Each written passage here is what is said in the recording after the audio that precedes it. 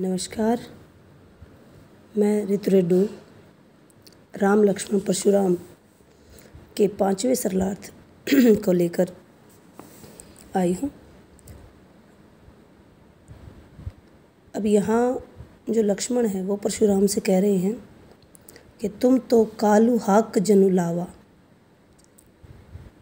लक्ष्मण ने परशुराम को संबोधित करते हुए कहा कि हे परशुराम, मानो आप तो काल को, कालू अर्थात मृत्यु, हाँकना, बुलाना, जनु जैसे, या मानो। तो हे परशुराम, मानो आप मेरे लिए मृत्यु को बुला कर लाए। बार बार मोहि लागी बुलावा। मोहि मैंने मुझे, लागी मैंने लगाना, बुलावा बुला रहे हैं। इस प्रकार से जो आप मुझे बुला रहे हैं तो ऐसा प्रतीत होता है कि आप मृत्यु को जो है मेरे लिए बुला रहे हैं। सुनत लखन के वचन कठोरा। अब लक्ष्मण के कठोर वचनों को सुनकर परसु सुधारी धरेऊ कर घोरा। परसु यहाँ फरसे के लिए आया है, जो हमेशा परशुराम अपने हाथ में रखते थे। सुधारी, सुधार कर, धरेऊ धारण करना, घोरा होता है भयंकर, कर हाथ। तो परशुराम ने अपने जो है कठोर कुल्हाड़े को, भयंकर कुल्हाड़े को हाथ में संभाल कर पकड़ा। अब जनी देई दोषु मोहि लागी। जनी मैंने लोग, देई मैंने देना, दोषु होता है दोष, मोहि मैंने मुझे। तो परशुराम जो है वो सभा को संबोधित करते हुए कहते हैं कि अब कोई मुझे दोष न दे। कटु बाधी बालकु बद जोगु। कटु बाधी कड़वे वचन बोलने वाला बालक वध के योग्य है। बाल बिलोकी बहुत मैं बाचा। बाल बालक, बिलोकी देखकर मैंने इसे बहुत बार बचाया है। अब एहू मरनिहार बसाचा। परंतु अब ये सच में मरने वाला है। कौशिक कहा क्षमिए अपराधु। अब यहाँ कौशिक ये शब्द विश्वामित्र के लिए आया है।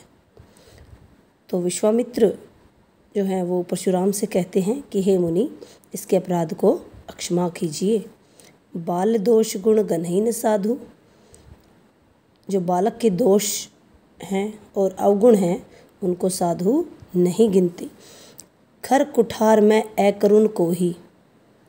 परशुराम कहते हैं विश्वामित्र से कि मेरे हाथ में खर तेज कुठार कुल्हाड़ा है और मैं अकरुण दया रहित को ही क्रोधी हूँ। आगे अपराधी गुरुद्रोही। और अब तो मेरे सामने ये गुरु का विद्रोह करने वाला खड़ा है। उत्तर देत छोड़ो बिनु मारे। ये जिस प्रकार के उत्तर दे रहा है तो मैं इसे बिना मारे छोड़ रहा हूँ। केवल कौशिकशील तुम्हारे। हे विश्वामित्र, केवल शील तुम्हारे स्वभाव के कारण। नैतः एहि काठी कुठारे। नैतः एहि काटी कुठार कठोरे। नहीं तो अभी इसे कठोर यानी कि तेज भयंकर कुल्हाड़े से काट देता। गुरही उरिन ओते हु श्रम थोरे। गुरही, गुरु के उरिन, ऋण से मैं थोड़े ही श्रम परिश्रम के साथ मुक्त हो जाता। गाधी, गाधी सुनो कह हृदय हसी मुनि ही हरि हरे सूझ। अब जो गाधी के पुत्र थे विश्वामित्र, वो अपने हृदय यानी कि मन में हंस रहे हैं और क्या कह रहे हैं कि मुनि को सब जगह हरा ही हरा सूझ रहा है।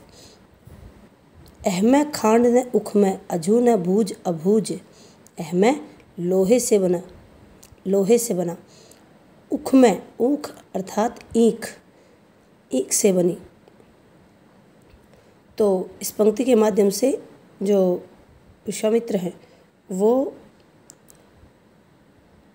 परशुराम के बारे में ये मन ही मन में सोच रहे हैं कि राम लक्ष्मण की शक्ति का परशुराम को अभी ज्ञान नहीं है। इनको नहीं पता कि शिव धनुष जो है वो राम ने तोड़ा है। ये तो